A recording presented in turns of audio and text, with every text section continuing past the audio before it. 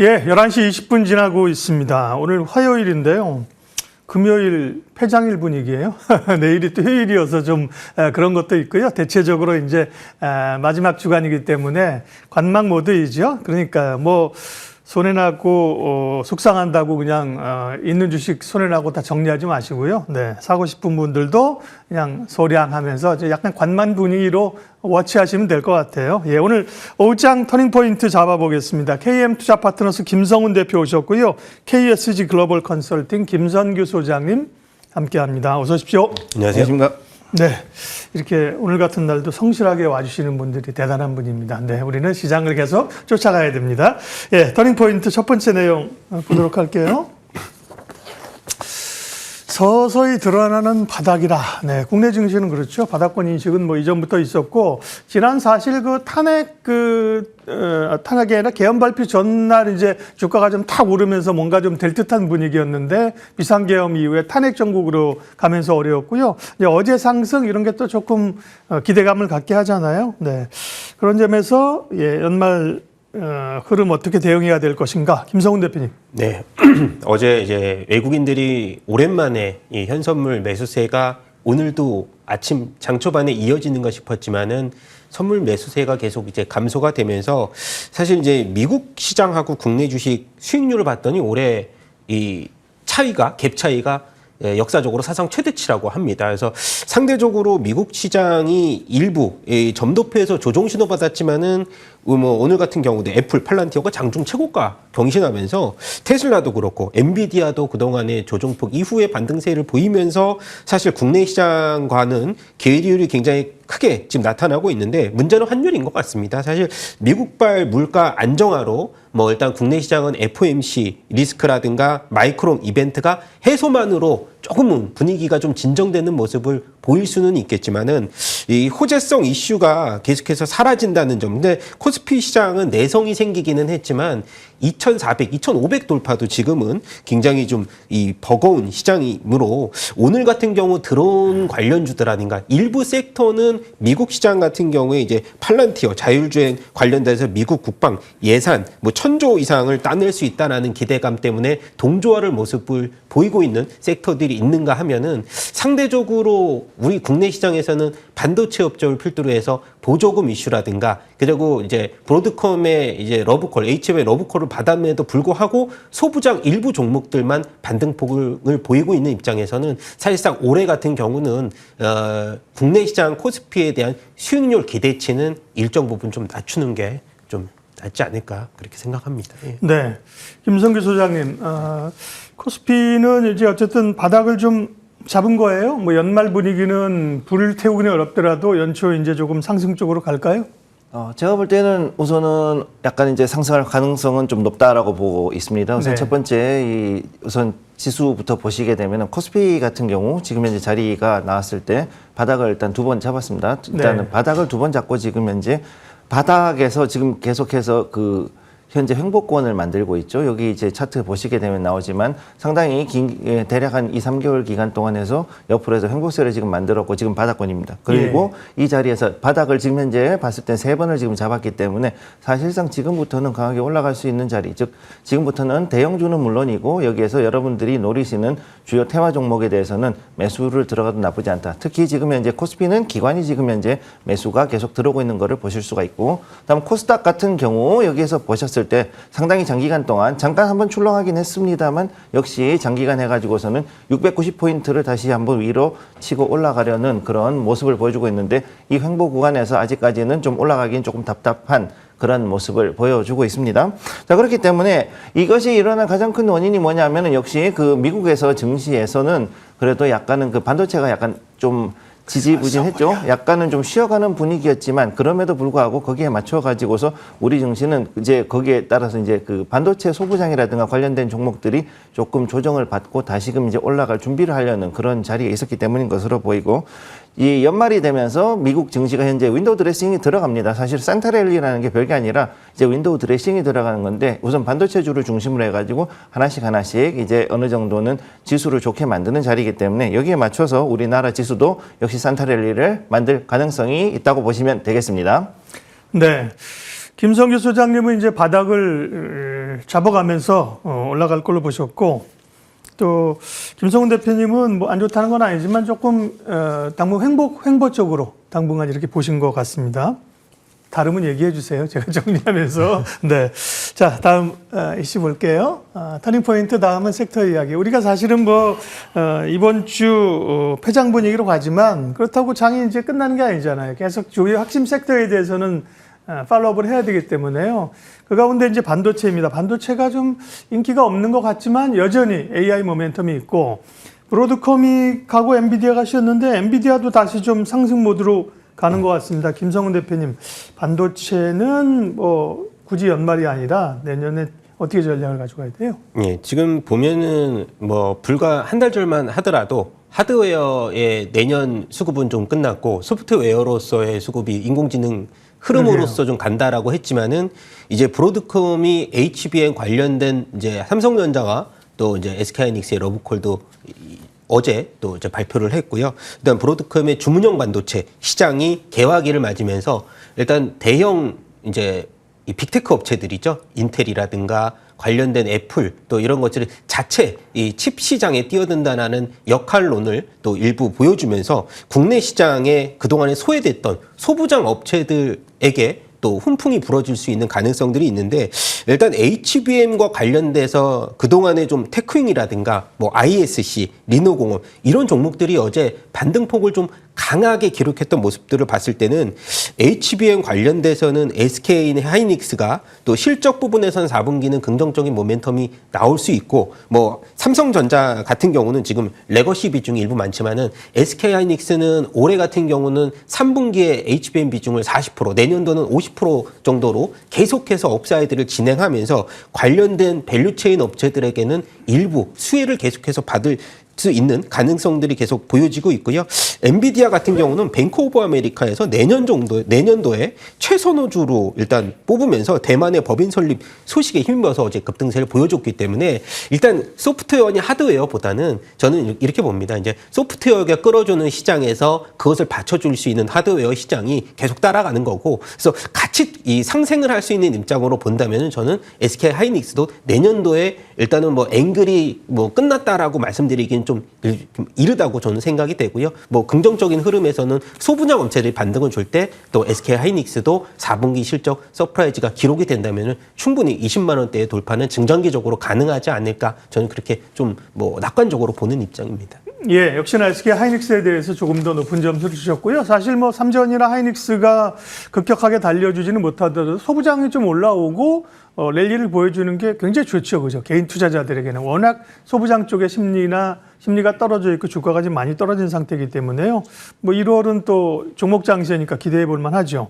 김성규 소장님, 내년에 CES 국제 전자제품 박람회 미국 라스베가스에서 1월 7일부터 열리는군요. 네, 관련해서는 역시 AI가 모멘텀이 될까요? 관련해서 AI나 반도체 관련된 전략이요? 네.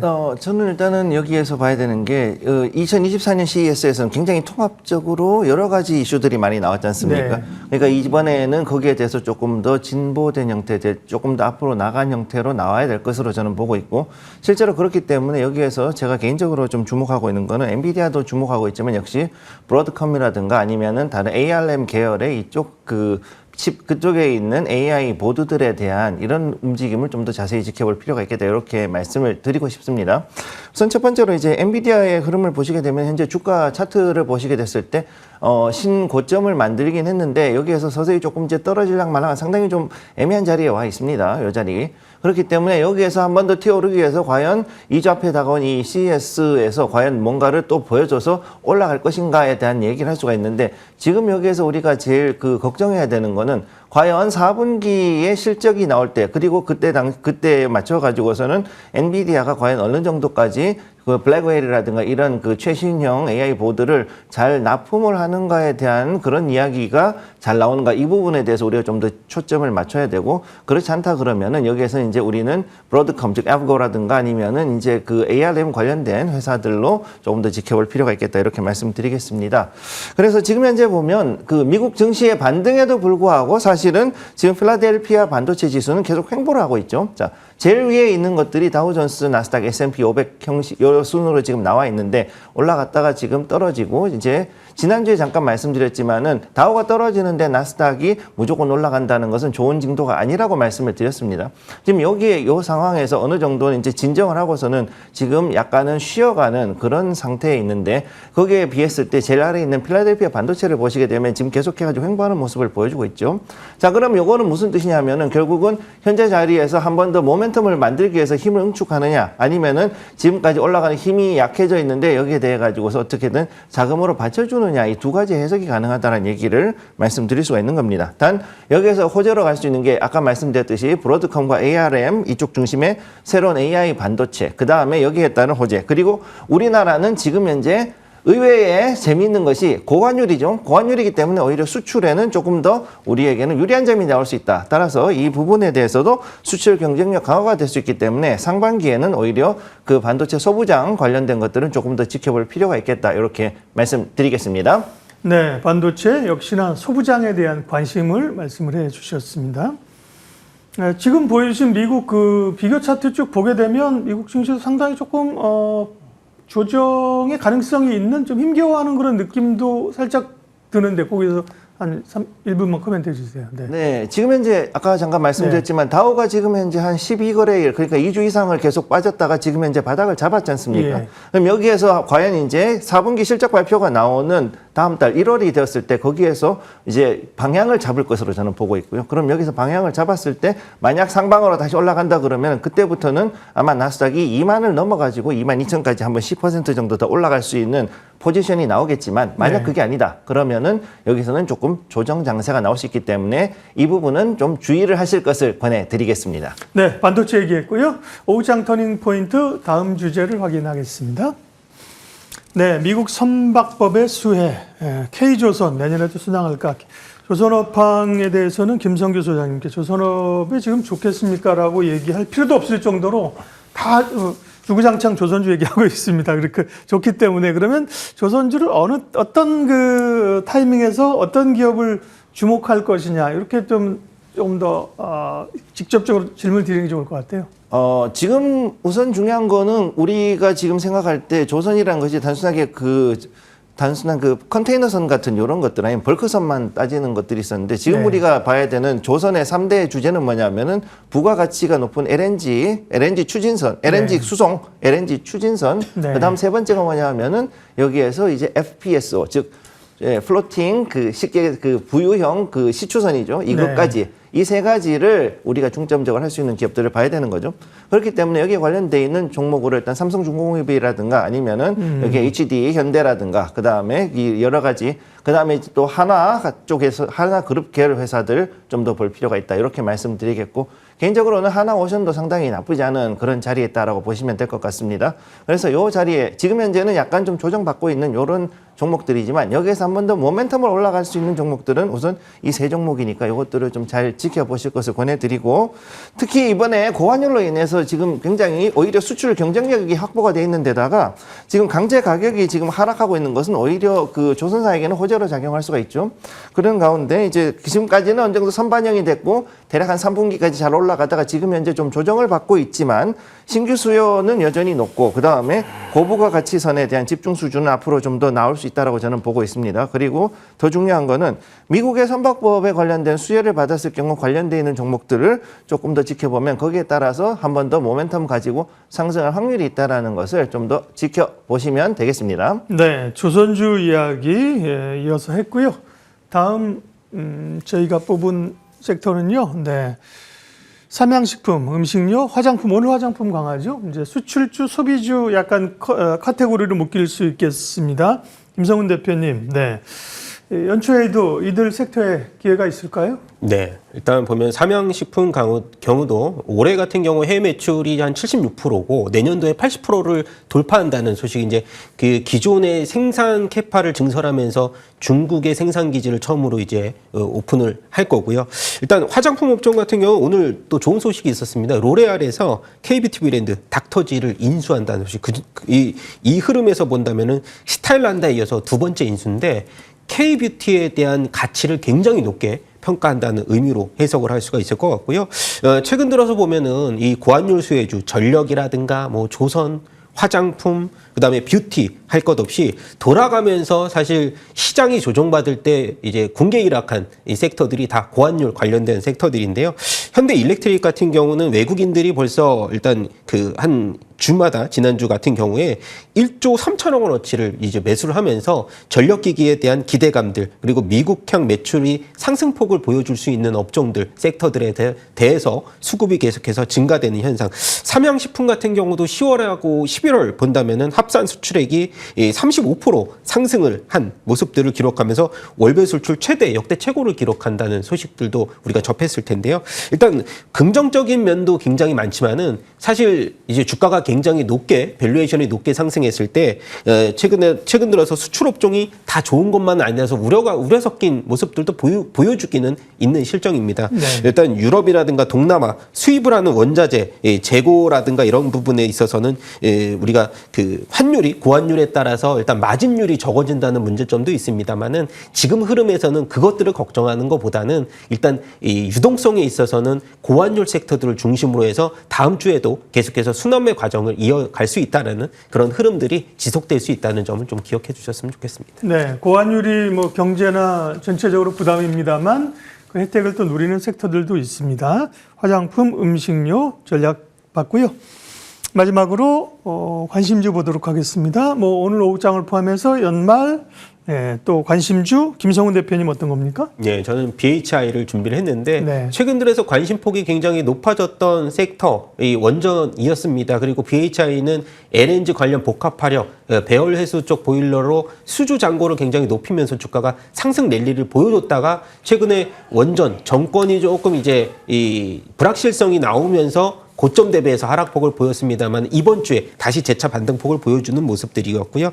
중동 지역에서 이 배열 해소 추가 모멘텀도 충분히 있고요. 그리고 대규모 프로젝트 매출이 4분기에 일단 본격적으로 반영이 될 것이면서 실적 개선 기대가 굉장히 높은 우리 원전주 가운데에서는 BHI가 수주 잔고가 지금 1조가 넘어섰습니다. 그래서 실적에 대한 기대감을 높아질 수 있는 종목 중에서 BHI 목표 주가는 현재 주가 수준에서도 사실 2만 원 정도 목표 주가 설정이 일단 터치가 될 가능성도 높고요. 손절가 12,000원 제시하면서 BHI 매수 추천드리도록 하겠습니다. 네, 원전 관련주 BHI, BH라는 기업도 있어요. 헷갈리시면 안 돼요, 그죠? 네, BH가 있고 BHI가 있는데 원전 관련주는 BHI입니다. 오늘 말씀하신 이 기업이고요. 김성규 소장님 관심주는요? 네, 조선 관련돼 있는 종목으로 해서 성광밴드를 추천을 합니다. 저는. 네, 조선 기자재. 네, 지금 이제 용접용 관임새 위주로 해가지고 가고 있는 종목이고 이 종목 같은 경우는 그 앞으로 제가 봤을 때 이제 그 LNG라든가 각종 그 여러 가지 플랜트십으로 들어가는 곳 거기에 대해서 신규 및 그다음에 수리 조선에 대한 수요가 상당히 높아질 것으로 보고 있습니다. 지금 그래서 우리가 잘 모르고 있는 부분이 있지만 생각보다 수리 조선 시장이 생각보다 크기 때문에 여기에 들어가는 각종 기자재들 그래서 조선 기자재들을 앞으로 봤을 때는 현재 그 오버홀을 해야 되는 즉 전체적으로 한번 대대적인 그 수선을 하거나 아니면 정비를 해야 되는 이런 배들에 대해서 들어가야 되는 기자재들에 대한 것들을 봐야 되는데 그 중에서 특히 성광밴드가 지금 굉장히 지금 강하게 상승세를 보여주고 있기 때문에 이 종목 같은 경우에는 앞으로도 수요가 상당히 있을 것으로 보입니다. 또 거기다가 이 종목 같은 경우는 대왕거래 관련주이기 때문에 지금은 물론 이제 좀 약간 그 정치적 이슈 때문에 상당히 묻혔지만 언젠간 해야 될 종목이기 때문에 이 종목도 한 번 더 지켜볼 필요가 있겠고요. 현재 저기에 대해서는 목표가 3만 원, 그 다음에 손절가로는 2만 원으로 제시를 해드리겠습니다. 예, 화요일 오후장 터닝포인트 투자 전략 여기까지 하겠습니다. KM투자파트너스 김성훈 대표, KSG 글로벌 김선규 소장 함께했습니다. 고맙습니다. 감사합니다.